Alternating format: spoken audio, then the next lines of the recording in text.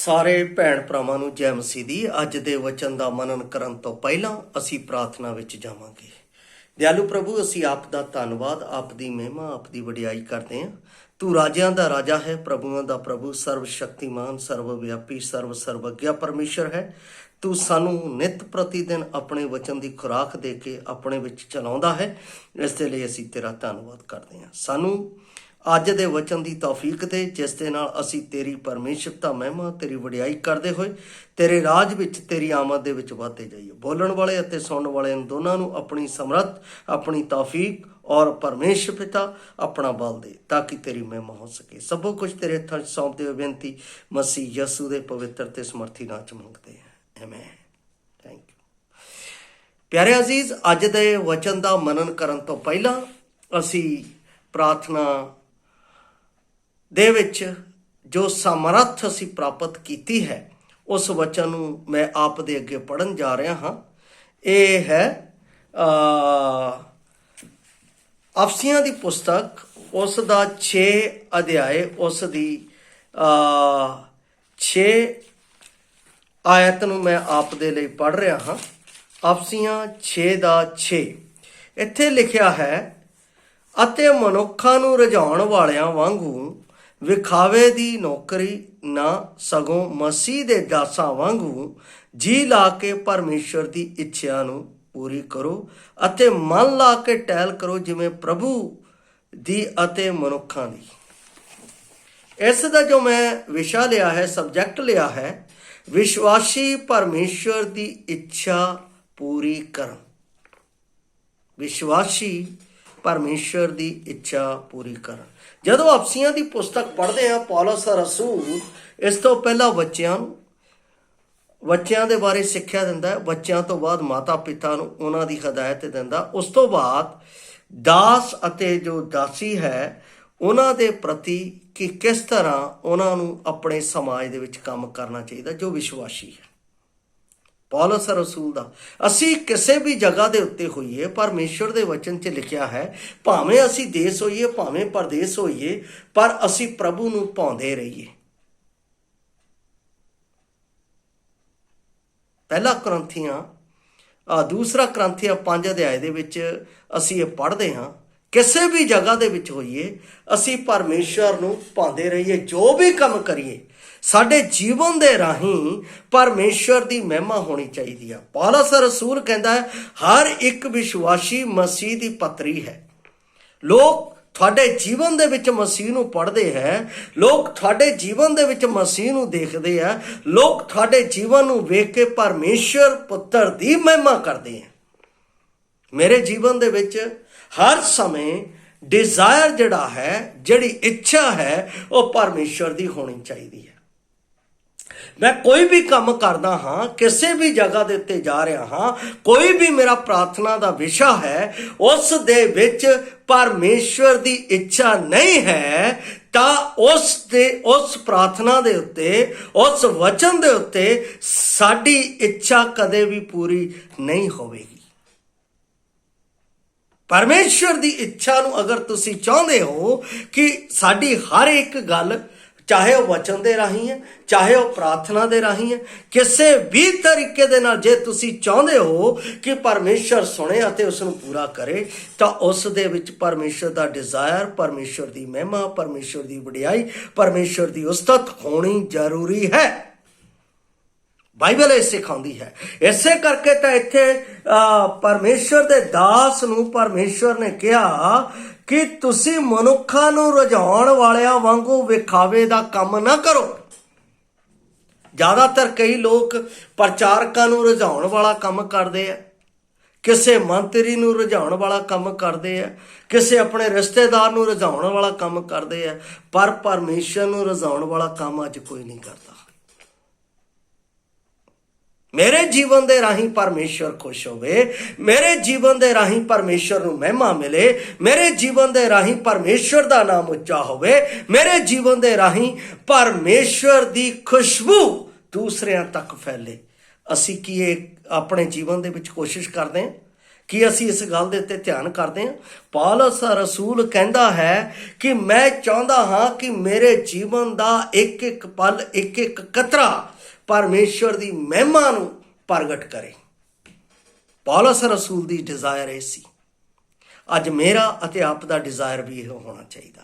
ਜੇ ਅਸੀਂ ਪ੍ਰਭੂ ਨੂੰ ਸਵੀਕਾਰ ਕੀਤਾ ਹੈ, ਮੈਂ ਯਾਦ ਕਰਦਾ ਹਾਂ ਉਹਨਾਂ ਪਲਾਂ ਨੂੰ ਜਦੋਂ ਮੈਂ ਪ੍ਰਭੂ ਨੂੰ ਸਵੀਕਾਰ ਕੀਤਾ ਸੀ 24 ਸਤੰਬਰ 1993 ਦੇ ਵਿੱਚ ਮੈਂ ਸਵੀਕਾਰ ਕੀਤਾ ਸੀ, ਔਰ 92 ਦੇ ਵਿੱਚ, ਔਰ 1993 ਦੇ ਵਿੱਚ 21 ਸਤੰਬਰ ਦੇ ਵਿੱਚ ਮੇਰਾ ਬੈਪਟਿਜ਼ਮ ਹੋਇਆ ਸੀ। ਔਰ ਜਦੋਂ ਮੈਂ ਬੈਪਟਿਜ਼ਮ ਲਿਆ ਸੀਗਾ ਤਾਂ ਮੈਂ ਇਸ ਗੱਲ ਨੂੰ ਕਿਹਾ ਸੀਗਾ ਕਿ ਪਰਮੇਸ਼ਰ, ਹੁਣ ਮੇਰੀ ਇੱਛਾ ਨਹੀਂ, ਤੇਰੀ ਇੱਛਾ ਮੇਰੇ ਜੀਵਨ ਦੇ ਵਿੱਚ ਪੂਰੀ ਹੋਵੇ।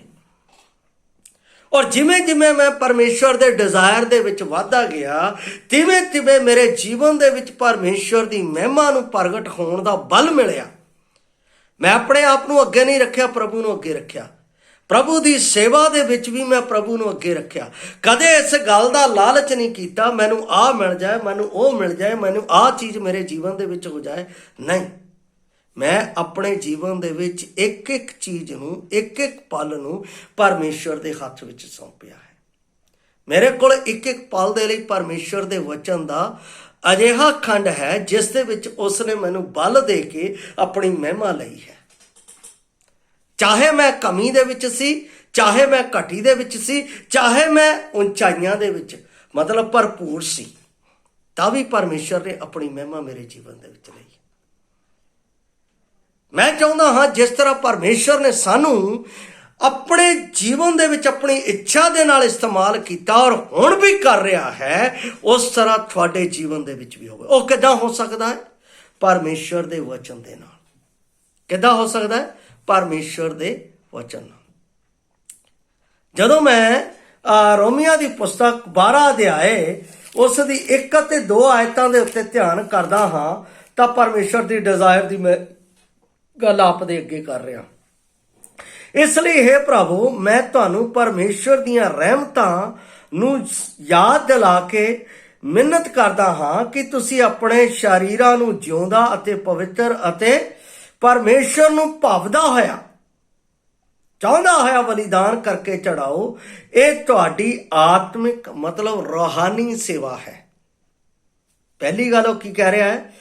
ਕਹਿੰਦਾ ਮੈਂ ਪਰਮੇਸ਼ਰ ਦੀਆਂ ਰਹਿਮਤਾਂ ਨੂੰ ਯਾਦ ਦਿਲਾ ਕੇ। ਪਰਮੇਸ਼ਰ ਦੀ ਰਹਿਮਤ ਕੀ ਹੋਈ ਹੈ ਮੇਰੇ ਉੱਤੇ? ਜਦੋਂ ਮੈਂ ਪਾਪੀ ਹੀ ਸਾਂ ਤਾਂ ਠੀਕ ਵੇਲੇ ਉੱਤੇ ਪਰਮੇਸ਼ਰ ਨੇ ਆਪਣੇ ਪੁੱਤਰ ਨੂੰ ਮੇਰੇ ਲਈ ਦੇ ਦਿੱਤਾ ਕਿ ਮੈਂ ਇਸ ਜੀਵਿਤ ਸਰੀਰ ਦੇ ਰਾਹੀਂ ਪਰਮੇਸ਼ਰ ਦੀ ਜੀਵਿਤ ਅਤੇ ਪਵਿੱਤਰ ਅਤੇ ਪਰਮੇਸ਼ਰ ਨੂੰ ਭਾਉਂਦੀ ਹੋਈ ਉਸ ਦੀ ਭਗਤੀ ਕਰ ਸਕਾਂ। ਪਰਮੇਸ਼ਰ ਨੇ ਇਸ ਲਈ ਮੈਨੂੰ ਚੁਣਿਆ, ਔਰ ਜੇ ਪਰਮੇਸ਼ਰ ਨੇ ਚੁਣਿਆ ਹੈ ਤਾਂ ਉਹ ਚਾਹੁੰਦਾ ਹੈ ਮੇਰੇ ਜਿਸਮੋ ਜਾਨ ਦੇ ਵਿੱਚ ਉਸ ਦੀ ਹੀ ਇੱਛਾ ਪੂਰੀ ਹੋਵੇ। ਕਿਉਂ? ਯਹੋਨਾ ਨੇ ਇੱਕ ਗੱਲ ਕਹੀ, ਉਹ ਮੈਨੂੰ ਬੜੀ ਚੰਗੀ ਲੱਗਦੀ ਹੈ। ਯਹੋਨਾ ਕਹਿੰਦਾ ਹੈ, ਪ੍ਰਭੂ ਤੂੰ ਮੇਰੇ ਵਿੱਚ ਵਧੇ ਤੇ ਮੈਂ ਘਟਾਂ। ਇਹਦਾ ਮਤਲਬ ਉਹ ਆਪਣੇ ਡਿਜ਼ਾਇਰ ਨੂੰ ਖਤਮ ਕਰ ਰਿਹਾ ਹੈ, ਪਰਮੇਸ਼ਰ ਦੇ ਡਿਜ਼ਾਇਰ ਨੂੰ, ਮਤਲਬ ਪਰਮੇਸ਼ਰ ਦੀ ਇੱਛਾ ਨੂੰ ਆਪਣੇ ਵਿੱਚ ਵਧਾ ਰਿਹਾ ਹੈ। ਜ਼ਿਆਦਾ ਤੋਂ ਜ਼ਿਆਦਾ ਆਪਣੇ ਜੀਵਨ ਦੇ ਵਿੱਚ ਪਰਮੇਸ਼ਰ ਨੂੰ ਸਮਾਂ ਦੇ ਰਿਹਾ ਹੈ, ਔਰ ਜਿੰਨਾ ਜ਼ਿਆਦਾ ਸਮਾਂ ਪਰਮੇਸ਼ਰ ਨੂੰ ਦੇ ਰਿਹਾ ਹੈ, ਉਨਾ ਪਰਮੇਸ਼ਰ ਉਸ ਨੂੰ ਆਸ਼ੀਸ਼ ਦੇ ਰਿਹਾ, ਉਨਾ ਪਰਮੇਸ਼ਰ ਉਹਨੂੰ ਉੱਚਾ ਕਰ ਰਿਹਾ ਹੈ। ਪਰਮੇਸ਼ਰ ਨੇ ਪੌਲਸ ਦੇ ਜੀਵਨ ਦੇ ਵਿੱਚ ਇਸ ਗੱਲ ਨੂੰ ਆਪਣੇ ਜੀਵਨ ਦੇ ਵਿੱਚ ਪੂਰਾ। ਇਸੇ ਕਰਕੇ ਪੌਲਸ ਨੇ ਕਿਹਾ ਮੈਂ ਆਪਣੀ ਦੌੜ ਮੁਕਾ ਛੱਡੀ ਹੈ। ਕਿਉਂ ਮੁਕਾ ਛੱਡੀ ਹੈ? ਕਾਹਦੇ ਲਈ ਮੁਕਾ ਛੱਡੀ ਹੈ? ਕਿਉਂਕਿ ਪੌਲਸ ਅੰਤ ਤੱਕ, ਮਰਦੇ ਦਮ ਤੱਕ ਪਰਮੇਸ਼ਰ ਦੀ ਇੱਛਾ ਨੂੰ ਹੀ ਪੂਰਾ ਕਰਦਾ ਰਿਹਾ। ਔਰ ਅਫਸੋਸ ਦੀ ਕਲੀਸਿਆ ਦੇ ਵਿੱਚ ਮੇਰੇ ਅਤੇ ਆਪ ਨੂੰ ਇਹੋ ਗੱਲ ਕਹਿ ਰਿਹਾ ਹੈ, ਕਹਿੰਦਾ ਹੈ ਸਗੋਂ ਮਸੀਹ ਦੀਆਂ ਦਾਸਾਂ ਵਾਂਗ ਜੀ ਲਾ ਕੇ ਪਰਮੇਸ਼ਰ ਦੀ ਇੱਛਾ ਪੂਰੀ ਕਰੋ। ਇਹਦਾ ਮਤਲਬ ਪਰਮੇਸ਼ਰ ਦੇ ਦਾਸਾਂ ਦੀ ਕਿਹਦੀ ਗੱਲ ਕਰ ਰਿਹਾ? ਜਿਹੜੇ ਪਰਮੇਸ਼ਰ ਦਾ ਭੈ ਮੰਨਦੇ ਆ, ਜਿਹੜੇ ਪਰਮੇਸ਼ਰ ਦਾ ਖੌਫ ਖਾ ਕੇ ਪਰਮੇਸ਼ਰ ਦੀ ਭਗਤੀ ਕਰਦੇ ਆ। ਸਾਨੂੰ ਸਦਾ ਮਿਹਨਤੀ ਹੋਣਾ ਚਾਹੀਦਾ ਹੈ, ਸਿਰਫ ਉਦੋਂ ਨਹੀਂ ਜਦੋਂ ਮਾਲਕ ਵੇਖ ਰਿਹਾ ਹੈ।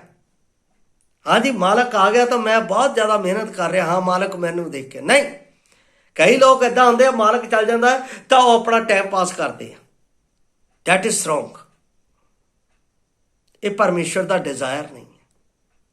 ਇਹਦਾ ਮਤਲਬ ਕੀ ਹੈ? ਮੇਰਾ ਪ੍ਰਭੂ ਇੱਥੇ ਹੈ ਨਹੀਂ ਹੈ, ਹੁਣ ਮੈਂ ਮਨਮਰਜ਼ੀਆਂ ਕਰਾਂ। ਪਰ ਬਾਈਬਲ ਦੱਸਦੀ ਹੈ ਪਰਮੇਸ਼ਰ ਦੀ ਅੱਖ ਹਮੇਸ਼ਾ ਧਰਮੀਆਂ ਦੇ ਉੱਤੇ ਲੱਗੀ ਰਹਿੰਦੀ ਹੈ। ਉਹ ਦੇਖਦੀ ਆ ਉਹਦੇ ਦਿਲਾਂ ਦੇ ਵਿੱਚ, ਉਹਨਾਂ ਮਨਾਂ ਦੇ ਵਿੱਚ ਕੀ ਚੱਲ ਰਿਹਾ ਹੈ। ਇਸ ਕਰਕੇ ਪਰਮੇਸ਼ਰ ਕਹਿੰਦਾ ਹੈ ਜਦੋਂ ਮਾਲਕ ਦੂਰ ਹੁੰਦਾ ਹੈ ਤਾਂ ਆਲਸੀ ਹੋ ਜਾਣਾ ਹਰ ਇੱਕ ਸੁਭਾਵਿਕ ਰੁਝਾਨ ਹੁੰਦਾ ਹੈ, ਪਰ ਇਹ ਬੇਈਮਾਨੀ ਦਾ ਇੱਕ ਰੂਪ ਹੈ। ਪ੍ਰਦੂਸ਼ਣ ਦਾ ਮਸੀਹੀ ਮਾਪਦੰਡ ਦਾ ਮੁਖੀ ਅਤੇ ਭੂਗੋਲਿਕ ਸਥਿਤੀ ਦੇ ਅਨੁਸਾਰ ਵੱਖਰਾ ਨਹੀਂ ਹੋਣਾ ਚਾਹੀਦਾ। ਇੱਕ ਗਾਹਕ ਨੇ ਇੱਕ ਵਾਰ ਇੱਕ ਮਸੀਹੀ ਵਿਕਰੀ ਕਲਰਕ ਨੂੰ, ਜਿੰਨਾ ਉਹ ਭੁਗਤਾਨ ਕਰ ਰਿਹਾ ਸੀ ਉਹ ਤੋਂ ਕੁਝ ਜ਼ਿਆਦਾ ਦੇਣ ਦੇ ਲਈ ਉਹਦੇ ਅੱਗੇ ਬੇਨਤੀ ਕੀਤੀ, ਉਸ ਨੂੰ ਇਹ ਭਰੋਸਾ ਦਿੰਦੇ ਹੋਏ ਕਿ ਉਸ ਦਾ ਮਾਲਕ ਨਹੀਂ ਵੇਖ ਰਿਹਾ ਸੀ। ਕਈ ਵਾਰ ਅਸੀਂ ਕਰਦੇ ਹਾਂ, ਇਹ ਹੁੰਦਾ ਹੈ, ਇਹਦੇ 'ਚ ਸ਼ੱਕ ਨਹੀਂ। ਕਈ ਵਾਰ ਦੁਕਾਨਦਾਰ ਜੇ ਗਲਤੀ ਨਾਲ 500 ਰੁਪਈਆ ਦੇ ਦੇਵੇ ਤਾਂ ਅਸੀਂ ਕਹਿੰਦੇ ਲੈ ਦੇਖਿਆ, ਲਾਤਾ ਨਾ ਪਰਮੇਸ਼ਰ ਨੇ ਭੁਲੇਖਾ। ਹੁਣ ਉਹ ਸੋਚਦਾ ਰਹੂਗਾ 500 ਰੁਪਈਆ ਕਿੱਥੇ ਗਿਆ। ਪਰ ਪਰਮੇਸ਼ਵਰ ਨੇ ਮੈਨੂੰ ਵਿਸ਼ਵਾਸੀ ਨੂੰ ਮਸੀਹ ਯਸੂ ਦੇ ਵਿੱਚ ਮੁੱਲ ਖਰੀਦ ਕੇ ਇਮਾਨਦਾਰ ਵਿਸ਼ਵਾਸੀ ਬਣਾਇਆ ਹੈ। ਪਰਮੇਸ਼ਵਰ ਦੀ ਇੱਛਾ ਹੈ ਕਿ ਮੇਰੇ ਜੀਵਨ ਦੇ ਵਿੱਚ ਉਹਦਾ ਸੱਚ ਨਿਕਲੇ। ਪਰਮੇਸ਼ਵਰ ਦੀ ਇੱਛਾ ਹੈ ਕਿ ਮੈਂ ਪਰਮੇਸ਼ਵਰ ਦੇ ਲਈ ਹਰ ਸਮੇਂ ਵਫਾਦਾਰ ਰਹਾਂ। ਜੇ ਉਸਨੇ ਮੈਨੂੰ ਆਪਣਾ ਗਲਤੀ ਨਾ ਦੇ ਦਿੱਤਾ ਤਾਂ ਮੈਂ ਉਸ ਨੂੰ ਵਾਪਸ ਦੇਵਾਂ। ਇਹ ਪਰਮੇਸ਼ਵਰ ਦਾ ਡਿਜ਼ਾਇਰ ਹੈ। ਪਰਮੇਸ਼ਵਰ ਦਾ ਡਿਜ਼ਾਇਰ ਹੈ ਕਿ ਮੇਰੇ ਜੀਵਨ ਦੇ ਰਾਹੀਂ ਕਿਸੇ ਨੂੰ ਠੋਕਰ ਨਾ ਲੱਗੇ। ਪਰਮੇਸ਼ਵਰ ਦੀ ਇੱਛਾ ਹੈ ਕਿ ਮੇਰੇ ਜੀਵਨ ਦੇ ਰਾਹੀਂ ਕਿਸੇ ਦੇ ਜੀਵਨ ਦੇ ਵਿੱਚ ਘਾਟਾ ਨਾ ਪਵੇ, ਬਲਕਿ ਉਹ ਮੇਰੇ ਜੀਵਨ ਦੇ ਰਾਹੀਂ ਅਗਰ ਮੈਨੂੰ ਧੋਖਾ ਦੇ ਦੇਵੇ ਤਾਂ ਮੈਂ ਪਰਮੇਸ਼ਵਰ ਦੇ ਅੱਗੇ ਉਸ ਦੇ ਲਈ ਦੁਆ ਕਰਾਂ, ਪਰਮੇਸ਼ਵਰ ਜਿਸ ਕੰਮ ਦੇ ਲਈ ਇਸਨੇ ਗਲਤੀ ਕੀਤੀ ਹੈ ਉਸ ਦੇ ਵਿੱਚ ਇਸ ਨੂੰ ਭਰਪੂਰੀ ਦੇ। ਪਰਮੇਸ਼ਰ ਨੇ ਮੈਨੂੰ ਸ਼ਰਾਪ ਦੇਣ ਵਾਲਾ ਨਹੀਂ, ਆਸ਼ੀਸ਼ ਦੇਣ ਵਾਲਾ ਬਣਾਇਆ ਹੈ, ਚੁਣਿਆ ਹੈ। ਤੇ ਜੇ ਅਸੀਂ ਇਹ ਕੰਮ ਨਹੀਂ ਕਰ ਰਹੇ ਪਿਆਰੋ, ਤਾਂ ਅਸੀਂ ਪਰਮੇਸ਼ਰ ਦੀ ਇੱਛਾ ਨੂੰ ਪੂਰਾ ਨਹੀਂ ਕਰ ਰਹੇ ਹਾਂ, ਆਪਣੀ ਇੱਛਾ ਨੂੰ ਪੂਰਾ ਕਰ ਰਹੇ ਹਾਂ, ਆਪਣੀ ਸਰੀਰ ਦੀ ਇੱਛਾ ਨੂੰ ਪੂਰਾ ਕਰ ਰਹੇ ਹਾਂ। ਬਾਈਬਲ ਦੇ ਵਿੱਚ ਲਿਖਿਆ ਹੈ ਸਰੀਰ ਦੀ ਇੱਛਾ ਨੂੰ ਪੂਰਾ ਕਰਨਾ ਪਰਮੇਸ਼ਰ ਦੇ ਨਾਲ ਬੈਰ ਹੈ। ਜਦੋਂ ਰੋਮੀਆਂ 8:6 ਪੜ੍ਹਦੇ ਆ ਤਾਂ ਉਸ ਦੇ ਵਿੱਚ ਇਹੀ ਲਿਖਿਆ ਹੈ, ਸਰੀਰ ਦੇ ਉੱਤੇ ਮਨ ਲਾਉਣਾ ਪਰਮੇਸ਼ਰ ਦੇ ਨਾਲ ਬੈਰ ਹੈ।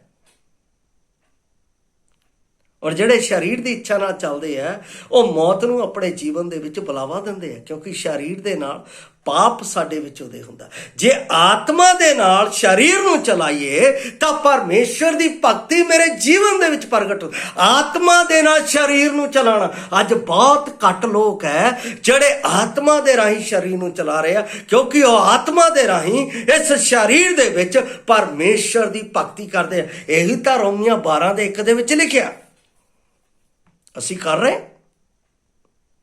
ਪਰਮੇਸ਼ਰ ਦੀ ਇੱਛਾ ਹੈ ਕਿ ਇਸ ਸਰੀਰ ਦੇ ਰਾਹੀਂ ਉਸ ਦੀ ਵਡਿਆਈ ਹੋਵੇ, ਜਿਸ ਦੇ ਲਈ ਪਰਮੇਸ਼ਰ ਪੁੱਤਰ ਨੇ ਕਲਵਰੀ ਕਰੂਸ ਦੇ ਉੱਤੇ ਮੇਰੇ ਇੱਕ ਇੱਕ ਪਾਪ ਦਾ ਕਰਜ਼ ਅਦਾ ਕੀਤਾ ਹੈ। ਅਸੀਂ ਮਨੁੱਖਾਂ ਨੂੰ ਰਜ਼ਾਉਣ ਵਾਲਾ ਕੰਮ ਨਾ ਕਰੀਏ। ਪਹਿਲੀ ਗੱਲ, ਅਸੀਂ ਪਰਮੇਸ਼ਰ ਦੇ ਲਈ ਜੀਵਨ ਜੀਏ। ਦੂਸਰੀ ਗੱਲ, ਪਰਮੇਸ਼ਰ ਦੇ ਵਿੱਚ ਹੋ ਕੇ ਸਾਰੇ ਲੋਕਾਂ ਦੇ ਵਿੱਚ ਇਮਾਨਦਾਰੀ ਦੀ ਛਾਪ ਛੱਡੀਏ, ਇਮਾਨਦਾਰੀ ਦਾ ਸੁਭਾਅ ਪ੍ਰਗਟ ਕਰੀਏ, ਤਾਂ ਕਿ ਮੇਰੇ ਜੀਵਨ ਦੇ ਵਿੱਚ ਉਸ ਪ੍ਰਭੂ ਯਿਸੂ ਮਸੀਹ ਦਾ, ਜਿਸ ਨੇ ਇਸ ਧਰਤੀ ਦੇ ਵਿੱਚ ਇਮਾਨਦਾਰੀ ਨਾਲ ਜੀਵਨ ਬਤੀਤ ਕਰਕੇ ਪਰਮੇਸ਼ਰ ਦੀ ਮਹਿਮਾ ਦਿੱਤੀ ਹੈ, ਉਸੇ ਤਰ੍ਹਾਂ ਮੈਂ ਵੀ ਇਸ ਧਰਤੀ ਦੇ ਵਿੱਚ ਇਮਾਨਦਾਰੀ ਦੇ ਨਾਲ, ਵਫਾਦਾਰੀ ਦੇ ਨਾਲ ਜੀਵਨ ਬਤੀਤ ਕਰਦਾ ਹੋਇਆ ਮਸੀਹ ਯਿਸੂ ਦੀ ਛਾਪ ਨੂੰ ਪੂਰਾ ਕਰਾਂ, ਉਸੇ ਡਿਜ਼ਾਇਰ ਨੂੰ ਪੂਰਾ ਕਰਾਂ। 12:2 ਦੇ ਵਿੱਚ ਕਹਿੰਦਾ ਹੈ, ਰੋਮੀਆਂ 12:2 ਦੇ ਵਿੱਚ, ਅਤੇ ਇਸ ਸੰਸਾਰ ਦੇ ਸਦ੍ਰਿਸ਼ ਨਾ ਬਣੋ। ਪਹਿਲਾਂ ਸਰੀਰ ਨੂੰ ਭਗਤੀ ਦੇ ਲਈ ਇਸਤੇਮਾਲ ਕਰੋ, ਫਿਰ ਕਹਿੰਦਾ ਇਸ ਸਰੀਰ ਨੂੰ ਇਸ ਸੰਸਾਰ ਦੀ ਤਰ੍ਹਾਂ ਇਸਤੇਮਾਲ ਨਾ ਕਰੋ। ਸੰਸਾਰ ਕਾਹਦੇ 'ਚ ਬਦਮਸਤੀਆਂ ਦੇ ਵਿੱਚ ਸਰੀਰ ਨੂੰ ਇਸਤੇਮਾਲ ਕਰ ਰਿਹਾ ਹੈ। ਸੰਸਾਰ ਇਸ ਸਰੀਰ ਨੂੰ ਧੋਖੇ ਦੇ ਵਿੱਚ ਇਸਤੇਮਾਲ ਕਰ ਰਿਹਾ ਹੈ। ਸੰਸਾਰ ਇਸ ਸਰੀਰ ਨੂੰ ਬੁਰਾਈ ਦੇ ਲਈ ਇਸਤੇਮਾਲ ਕਰ ਰਿਹਾ ਹੈ। ਸੰਸਾਰ ਇਸ ਸਰੀਰ ਨੂੰ ਆਪਣੇ ਜੀਵਨ ਨੂੰ ਖਤਮ ਕਰਨ ਦੇ ਲਈ ਡਰੱਗਸ ਅਤੇ ਸ਼ਰਾਬ ਦੇ ਨਾਲ ਅਤੇ ਹਰ ਇੱਕ ਬੁਰੀ ਲੱਤ ਦੇ ਨਾਲ ਇਸਤੇਮਾਲ ਕਰ ਰਿਹਾ। ਪਰਮੇਸ਼ਵਰ ਨੇ ਇਸ ਲਈ ਨਹੀਂ ਸਰੀਰ ਦਿੱਤਾ ਹੈ। ਪਰਮੇਸ਼ਵਰ ਨੇ ਸਰੀਰ ਦਿੱਤਾ ਮਹਿਮਾ ਦੇ ਲਈ। ਇਸ ਲਈ ਕਹਿੰਦਾ ਇਸ ਯੁੱਗ ਦੇ ਸਵਰੂਪ ਜਿਹੇ ਨਾ ਬਣੋ, ਇਹਦੇ ਸਰਦਰਸ਼ ਨਾ ਬਣੋ, ਕਿਉਂਕਿ ਇਹ ਯੁੱਗ ਬੁਰਾਈ ਦੇ ਨਾਲ ਭਰਿਆ ਹੋਇਆ ਹੈ। ਇਹ ਜਿਹੜਾ ਸੰਸਾਰ ਹੈ ਇਹ ਪਾਪ ਦੇ ਨਾਲ ਭਰਿਆ ਹੋਇਆ ਹੈ। ਮੈਨੂੰ ਅਤੇ ਆਪ ਨੂੰ ਉਹ ਕਹਿੰਦਾ ਮਨੁੱਖਾਂ ਨੂੰ ਦਿਖਾਉਣ ਵਾਲੇ। ਸੰਸਾਰ ਦੇ ਵਿੱਚ ਲੋਕ ਮਨੁੱਖਾਂ ਨੂੰ ਦਿਖਾ ਕੇ, ਮਨੁੱਖਾਂ ਨੂੰ ਦਿਖਾਲ ਕੇ, ਮਨੁੱਖਾਂ ਦੇ ਲਈ ਆਪਣਾ ਕੰਮ ਕਰਕੇ ਵਡਿਆਈ ਲੈ ਰਹੇ ਆ। ਮੈਂ ਬਹੁਤ ਸਾਰੇ ਵਿਸ਼ਵਾਸੀਆਂ ਨੂੰ ਦੇਖਿਆ ਹੈ ਜਿਹੜੇ ਲੋਕ ਮਤਲਬ ਕਿ ਚਾਪਲੂਸੀ ਦੀਆਂ ਗੱਲਾਂ ਕਰਦੇ ਆ, ਉਹਨਾਂ ਨੂੰ ਆਪਣਾ ਗੱਲਾਂ ਕਰਕੇ ਇਸ ਤਰ੍ਹਾਂ ਉਹ ਆਪਣੇ ਆਪ ਨੂੰ ਉੱਚਾ ਕਰਦੇ ਆ ਸਵਾਮੀ ਨੂੰ। ਜੇ ਪਰਮੇਸ਼ਵਰ ਉੱਚਾ ਕਰੇ ਤਾਂ ਉਹ ਮਹਿਮਾ ਪਰਮੇਸ਼ਵਰ ਦੇ ਅੱਗੇ ਵਡਿਆਈ ਜਾਂਦੀ ਹੈ। ਜੇ ਮਨੁੱਖ ਉੱਚਾ ਕਰੇ ਤਾਂ ਪਰਮੇਸ਼ਵਰ ਤੋਂ ਥੱਲੇ ਡਿੱਗ ਜਾਂਦਾ ਹੈ। ਮੈਂ ਇੱਕ ਵਚਨ ਪੜ੍ਹਨਾ ਚਾਹੁੰਦਾ ਹਾਂ। ਪ੍ਰਭੂ ਯਿਸੂ ਮਸੀਹ ਨੇ ਮਤੀ ਦੀ ਅੰਜੀਲ 6 ਅਧਿਆਏ ਦੇ ਵਿੱਚ ਆਖਿਆ ਹੈ। ਕੀ ਕਹਿੰਦਾ ਹੈ? ਕਹਿੰਦਾ ਸਾਵਧਾਨ ਰਹੋ, ਤੁਸੀਂ ਮਨੁੱਖਾਂ ਨੂੰ ਦਿਖਾਉਣ ਦੇ ਲਈ ਆਪਣੇ ਧਰਮ ਦੇ ਕੰਮ ਨਾ ਕਰੋ। ਮਨੁੱਖਾਂ ਨੂੰ ਦਿਖਾਉਣ ਦੇ ਲਈ ਧਰਮ ਦੇ ਕੰਮ ਨਾ ਕਰੋ। ਕਈ ਲੋਕ ਆਪਣਾ ਕਿਸੇ ਦੇ ਕੋਲ ਜਾਂਦੇ ਬੜੀ ਉੱਚੀ ਲੰਬੀ ਔਰ ਬੜੀ ਸਵੀਟ ਪ੍ਰਾਰਥਨਾ ਕਰਦੇ ਆ, ਔਰ ਉਹ ਜਿਹੜੇ ਸੁਣਨ ਵਾਲੇ ਉਹ ਕਹਿੰਦੇ ਲੈ ਇਹ ਪਾਦਰੀ ਸਾਹਿਬ ਤਾਂ ਸਾਡੇ ਲਈ ਚਿੰਤਤ ਹੈ। ਪਰ ਉਹ ਪਾਦਰੀ ਸਾਹਿਬ ਉਹਨਾਂ ਲਈ ਪ੍ਰਾਰਥਨਾ ਕਿਉਂ ਕਰ ਰਿਹਾ? ਕਾਹਦੇ ਲਈ ਕਰ ਰਿਹਾ? ਜਾਂ ਕੋਈ ਆਪਣਾ ਉਹਨਾਂ ਦੇ ਲਈ ਇਸ ਤਰ੍ਹਾਂ ਦੀ ਪ੍ਰਾਰਥਨਾ ਕਿਉਂ? ਆਪਣੇ ਸਰੀਰ ਦੇ ਸਵਾਰਥ ਦੇ ਲਈ। ਕਈ ਲੋਕ ਲੋਕਾਂ ਨੂੰ ਐਵੇਂ ਕਹਿੰਦੇ ਰਹਿੰਦੇ ਅਸੀਂ ਆਹ ਕਰ ਰਹੇ ਹਾਂ ਜੀ, ਅਸੀਂ ਉਹ ਕਰ ਰਹੇ ਹਾਂ, ਉਹ ਕਰ ਰਹੇ ਹਾਂ, ਉਹ ਕਰ ਰਹੇ ਹਾਂ। ਇਹਦਾ ਮਤਲਬ ਕੀ ਹੈ? ਉਹ ਲੋਕ ਕਹਿੰਦੇ ਆ ਵੀ ਵਾਕਈ ਇਹ ਬਹੁਤ ਕੰਮ ਕਰਦਾ, ਸਾਨੂੰ ਇਹਦੀ ਮਦਦ ਕਰਨੀ ਚਾਹੀਦੀ ਹੈ, ਇਹਦੀ ਹੈਲਪ ਕਰਨੀ ਚਾਹੀਦੀ ਹੈ, ਔਰ ਲੋਕ ਕਰਦੇ ਵੀ ਹੈ। That is wrong. ਉਹ ਮਨੁੱਖਾਂ ਨੂੰ ਦਿਖਾਉਣ ਦੇ ਲਈ ਇਸ ਤਰ੍ਹਾਂ ਦੇ ਕੰਮ ਕਰਦੇ ਆ। ਤਾਂ ਬਾਈਬਲ ਦੇ ਵਿੱਚ ਪ੍ਰਭੂ ਯਿਸੂ ਮਸੀਹ ਕਹਿੰਦਾ ਹੈ, ਕਹਿੰਦਾ ਮਨੁੱਖਾਂ ਨੂੰ ਦਿਖਾਉਣ ਦੇ ਲਈ ਆਪਣੇ ਧਰਮ ਦੇ ਕੰਮ ਨਾ ਕਰੋ, ਨਹੀਂ ਤਾਂ ਆਪਣੇ ਸਵਰਗੀ ਪਿਤਾ ਤੋਂ ਕੋਈ ਫਲ ਨਾ ਪਾਓਗੇ। ਜਦੋਂ ਸਵਰਗ ਦੇ ਵਿੱਚ ਜਾਓਗੇ ਤਾਂ ਖਾਲੀ ਹੋਵੋਗੇ, ਤੁਹਾਡੇ ਖਜ਼ਾਨਿਆਂ ਦੇ ਵਿੱਚ ਕੁਝ ਨਹੀਂ ਹੋਵੇਗਾ। ਬਾਈਬਲ ਦੇ ਵਿੱਚ ਲਿਖਿਆ ਸਵਰਗ ਦੇ ਵਿੱਚ ਖਜ਼ਾਨਾ ਇਕੱਤਰਿਤ ਕਰੋ। ਉਹ ਕਿੱਦਾਂ ਹੋਏਗਾ? ਜਦੋਂ ਅਸੀਂ ਪਰਮੇਸ਼ਰ ਦੀ ਇੱਛਾ ਦੇ ਅਨੁਸਾਰ ਇਸ ਧਰਤੀ ਦੇ ਵਿੱਚ ਵਫਾਦਾਰੀ ਦੇ ਨਾਲ, ਇਮਾਨਦਾਰੀ ਦੇ ਨਾਲ, ਪਿਆਰ ਦੇ ਨਾਲ ਪਰਮੇਸ਼ਰ ਦੀ ਇੱਛਾ ਉਸ ਦੇ ਪੁੱਤਰ ਦੇ ਅਨੁਸਾਰ ਕਰਦੇ ਹਾਂ ਤਾਂ ਉਹ ਖਜ਼ਾਨਾ ਸਵਰਗ ਦੇ ਵਿੱਚ ਮੇਰੇ ਅਕਾਊਂਟ ਦੇ ਵਿੱਚ ਜਮ੍ਹਾਂ ਹੋ ਰਿਹਾ। ਔਰ ਜਦੋਂ ਪ੍ਰਭੂ ਦੀ ਆਮਦ ਦੇ ਵਿੱਚ ਅਸੀਂ ਉਹਦੇ ਸਾਹਮਣੇ ਹੋਵਾਂਗੇ ਤਦ ਪ੍ਰਭੂ ਆਦਰ ਅਤੇ ਸਤਿਕਾਰ ਦੇ ਨਾਲ ਖੜਾ ਹੋ ਕੇ, ਜਦੋਂ ਕਿਸੇ ਦਾ ਅਸੀਂ ਆਦਰ ਕਰਦੇ ਹਾਂ ਤਾਂ ਉਹ ਖੜਾ ਹੋ ਕੇ ਕਰਦੇ ਹਾਂ, ਤਾਂ ਮੇਰਾ ਪ੍ਰਭੂ ਮੇਰੇ ਲਈ ਇੱਦਾਂ ਕਰੇਗਾ।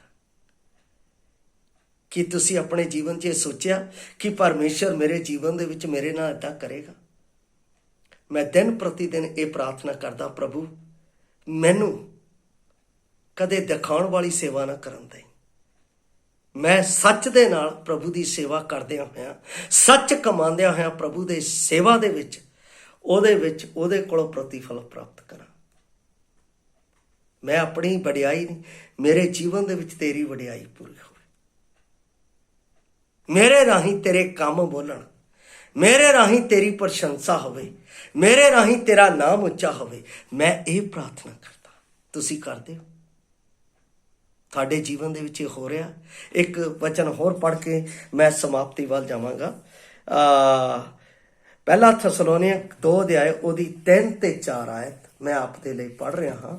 ਪਹਿਲਾ ਥੈਸਲੋਨੀਆਂ ਉਸ ਦਾ 2 ਅਧਿਆਏ 3 ਤੇ 4 ਆਇਤ। ਇੱਥੇ ਕਹਿੰਦਾ ਹੈ, ਤੁਸੀਂ ਆਪ ਹੀ ਜਾਣਦੇ ਹੋ ਕਿ ਪਹਿਲ ਫਿਲਿੱਪੀਆਂ ਵਿੱਚ ਦੁੱਖ ਉਠਾਉਣ ਅਤੇ ਅਰਬ ਉਪਦਰਵ ਸਹਿਣ ਉੱਤੇ ਸਾਡੇ ਪਰਮੇਸ਼ਰ ਨੇ ਅਜਿਹਾ ਸਾਨੂੰ ਹੌਸਲਾ ਦਿੱਤਾ ਕਿ ਅਸੀਂ ਪਰਮੇਸ਼ਰ ਦੀ ਖੁਸ਼ਖਬਰੀ ਬਹੁਤ ਸਾਰੀਆਂ ਰੁਕਾਵਟਾਂ ਦੇ ਵਿੱਚ ਹੁੰਦੇ ਹੋਏ ਵੀ ਤੁਹਾਨੂੰ ਸੁਣਾਈਏ, ਕਿਉਂਕਿ ਸਾਡਾ ਉਪਦੇਸ਼ ਭਰਮ ਦਾ ਨਹੀਂ, ਸਾਡਾ ਪ੍ਰਚਾਰ ਭਰਮ ਦਾ ਨਹੀਂ, ਅਤੇ ਨਾ ਅਸ਼ੁੱਧਤਾ ਦਾ ਹੈ ਅਤੇ ਨਾ ਛਲ ਦਾ ਹੈ, ਬਲਕਿ ਪਰਮੇਸ਼ਵਰ ਦੀ ਮਹਿਮਾ ਦਾ ਹੈ। ਇਸੇ ਨਾਲ ਮੈਂ ਪਹਿਲਾ ਤਿਮੋਥੀਅਸ ਉਸ ਦਾ 2 ਅਧਿਆਏ ਉਸ ਦੀ 2 ਅਤੇ 4, ਰਾਜਿਆਂ ਦਾ ਰਾਜਾ ਅਤੇ ਸਭ ਉੱਚੇ ਪਦ ਵਾਲਿਆਂ ਦਾ ਅਤੇ ਨਿਮਤ ਇਸ ਲਈ ਵਿਸ਼ਰਾਮ ਅਤੇ ਚੈਨ ਸਾਰੀ ਭਗਤੀ ਗੰਭੀਰਤਾ ਨਾਲ ਜੀਵਨ ਬਤਾਈਏ, ਅਤੇ ਸਾਡੇ ਮੁਕਤੀਦਾਤਾ ਪਰਮੇਸ਼ਰ ਨੂੰ ਚੰਗਾ ਲੱਗਦਾ ਹੈ ਅਤੇ ਉਹਨੂੰ ਪਾਉਂਦਾ ਹੈ, ਅਤੇ ਉਹ ਚਾਹੁੰਦਾ ਹੈ ਕਿ ਸਭ ਮਨੁੱਖਾਂ ਦੀ ਮੁਕਤੀ ਹੋਵੇ ਅਤੇ ਸੱਤ ਦੀ ਭਲੀ ਭਾਂਤੀ ਪਹਿਚਾਨ ਹੋ ਜਾਵੇ। ਇਹਦਾ ਮਤਲਬ ਮੇਰੇ ਜੀਵਨ ਦੇ ਰਾਹੀਂ ਇਹ ਕੰਮ ਹੋਵੇ ਕਿ ਬਹੁਤ ਸਾਰੇ ਲੋਕ ਬਚਾਏ ਜਾਣ ਅਤੇ ਉਹ ਪ੍ਰਭੂ ਦੇ ਰਾਜ ਦੇ ਵਿੱਚ ਉਸ ਦੀ ਮੁਕਤੀ ਦਾ ਸਵਾਦ ਚੱਕ ਕੇ ਉਸ ਦੀ ਸਵਰਗੀ ਬਰਕਤਾਂ ਨੂੰ ਪ੍ਰਾਪਤ ਕਰਨ। ਇਹ ਡਿਜ਼ਾਇਰ ਹੈ ਮਸੀਹ ਯਸੂ ਦੇ ਵਿੱਚ। ਮਸੀਹ ਨੇ ਸਾਨੂੰ ਇਹ ਸਭ ਕੁਝ ਦਿੱਤਾ ਹੈ ਕਿ ਹਰ ਇੱਕ ਮਨੁੱਖ ਬਚਾਇਆ ਜਾਵੇ। ਯਰਮਾਇਆ ਦੇ ਵਿੱਚ ਯਰਮਾਇਆ ਦੇ ਵਿੱਚ ਹੀ ਜਦੋਂ ਅਸੀਂ ਉਸ ਦਾ 36 ਅਧਿਆਇ ਉਸ ਦੀ ਅੰਤਿਮ ਆਇਤ ਪੜ੍ਹਦੇ ਹਾਂ ਤਾਂ ਉਸ ਦੇ ਵਿੱਚ ਪਰਮੇਸ਼ਰ ਕਹਿੰਦਾ ਹੈ ਕਿ ਮੈਨੂੰ ਮਰਨ ਵਾਲੇ ਤੇ ਖੁਸ਼ੀ ਨਹੀਂ, ਮੈਂ ਚਾਹੁੰਦਾ ਸਕੇ ਉਹ ਮੁੜਨ ਅਤੇ ਜਿਉਂਦੇ ਰਹਿਣ। ਸੋ ਪਿਆਰੋ, ਅਸੀਂ ਮਨੁੱਖਾਂ ਨੂੰ ਦਿਖਾਉਣ ਦੇ ਲਈ ਪਰਮੇਸ਼ਰ ਦੀ ਭਗਤੀ ਨਾ ਕਰੀਏ, ਬਲਕਿ ਪਰਮੇਸ਼ਰ ਮੇਰੇ ਜੀਵਨ ਦੇ ਰਾਹੀਂ ਉੱਚਾ ਹੋਵੇ ਅਤੇ ਮੇਰੇ ਜੀਵਨ ਦੇ ਰਾਹੀਂ ਪਰਮੇਸ਼ਰ ਦੀ ਮਹਿਮਾ ਹੋਵੇ। ਅਤੇ ਸਵਰਗ ਦੇ ਵਿੱਚ ਜਿਸ ਤਰ੍ਹਾਂ ਪਰਮੇਸ਼ਰ ਨੇ ਆਪਣੇ ਪੁੱਤਰ ਦੇ ਬਾਰੇ ਕਿਹਾ ਸੀਗਾ ਕਿ ਮੈਂ ਇਸ ਤੋਂ ਖੁਸ਼ ਹਾਂ, ਕਿਉਂਕਿ ਉਸਨੇ ਪਰਮੇਸ਼ਰ ਦੇ ਹੁਕਮ ਨੂੰ ਪੂਰਾ ਕੀਤਾ ਸੀ। ਇਸ ਕਰਕੇ ਪਰਮੇਸ਼ਰ ਨੇ ਪੁੱਤਰ ਦੇ ਬਾਰੇ ਗਵਾਹੀ ਦਿੱਤੀ, ਮੈਂ ਇਸ ਤੋਂ ਪ੍ਰਸੰਨ ਹਾਂ।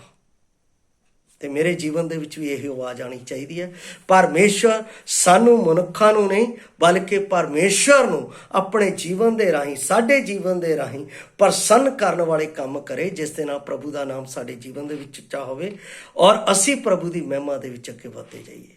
ਆਪ ਸਭ ਨੂੰ ਪ੍ਰਭੂ ਇਸ ਵਚਨ ਦੇ ਰਾਹੀਂ ਆਸ਼ੀਸ਼ ਦੇਵੇ। ਜੈ ਮਸੀਹ ਦੀ।